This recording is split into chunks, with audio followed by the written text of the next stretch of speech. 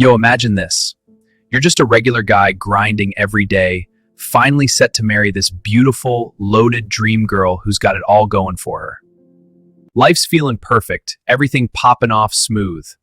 Then your so-called buddies, the ones you chill and drink with, start getting real jealous because you're winning big. They hatch the nastiest plan, slap a fake treason charge on you right in the middle of wartime, and just like that, boom, you're gone, vanished into a mountain prison for years, rotting away while they snatch your whole future. But nah, you don't crack. Deep in the dark, you build yourself up, hit a massive treasure, then slide back like a ghost. And slow, one by one, you wipe them out. No rush shots, just cold, precise, soul-deep payback. This ain't some Hollywood flick. This is straight real history. So buckle up tight.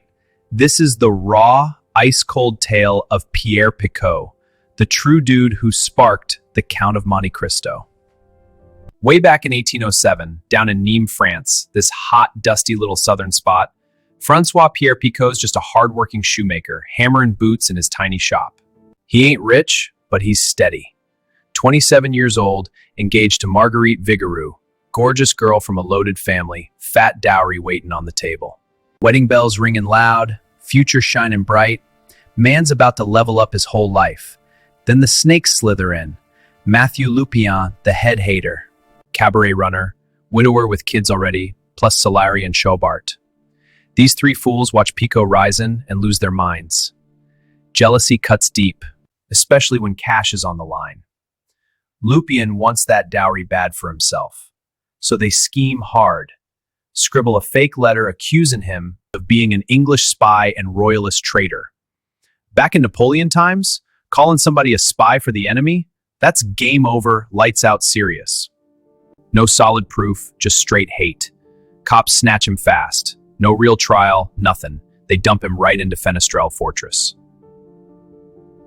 This grim stone hell carved into the Alps. Pure isolation, freezing cold, pitch black. Picot don't even hear the full charges. For almost 2 years, 7 brutal years he sits rotten. Outside though, world keeps spinning cruel. Marguerite gets pushed or fooled and ends up marrying Lupien, the same guy who buried him alive. They start a family, build a life on his stolen dreams. Picot's name gets trashed as a traitor. His whole world, wiped clean. But that prison, it don't just break him, it remakes him tougher. He links up with this wealthy Italian priest, Abbe Tori or close to it, old, dying, full of hidden secrets. They talk deep for years.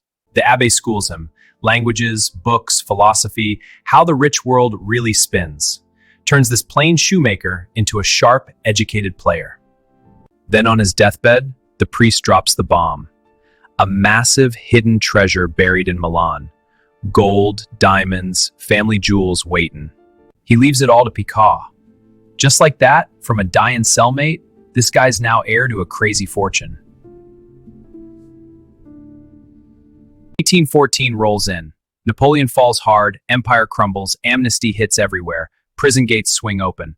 Picot walks out, thin, scarred, but changed. First stop, straight to Milan. He digs it up, it's all real, insane money floods in overnight. Suddenly this brought cobblers richer than half the nobles. He ditches his name, goes by Joseph Lucher, or whatever aliases work. Cleans up nice, learns to carry himself like old money. No big show yet. He slips back to Paris quiet, just watching from the shadows. For a full 10 years, he hunts like a predator.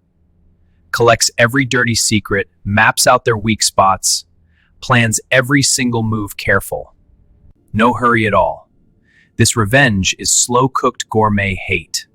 Starts with Chaubart, lures him close, then stabs him dead, right on the Pont des Arts bridge in Paris. Clean hit, leaves a mark or note, number 1. Done and dusted. Next comes Solari, poison slipped in smooth, watches him twist and die slow in Marseille. Number 2, no trace back. Now the real target, Lupien. This one's deepest because he stole the girl and kicked it all off. Picot plays it patient but brutal, slips in close to the family undercover, tricks Lupien's daughter into falling hard. For some fake noble Picot pulling strings or hiring help. Guy seduces her, knocks her up, pops the question, then vanishes or gets busted. Total disgrace. Family name ruined, daughter crushed. Next, he torches Lupien's fancy cafe to ashes. Money dries up fast, debts stack high, rep gone. Then Lupien's son gets framed or tricked into stealing jewels or some crime, ends up locked away. Family falls apart bit by bit. Finally, Lupien is broken, alone, begging for any mercy from the world.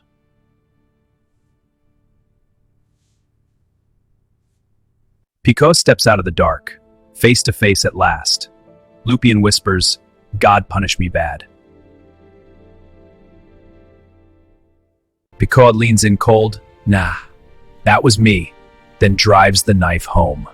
Personal. Final. Alut, the fourth snake who knew but stayed silent like a coward, figures out Picot's alive. Tries blackmail maybe, kidnaps him, demands cash, and Picot says no. Alut stabs him deep. Picot's bleeding out bad, cops find him. On his deathbed he spills it all, the full saga. Every cold, calculated step, then he fades away, from simple shoemaker to ghost of vengeance. Wild, huh? Never underestimate quiet guys with long memories.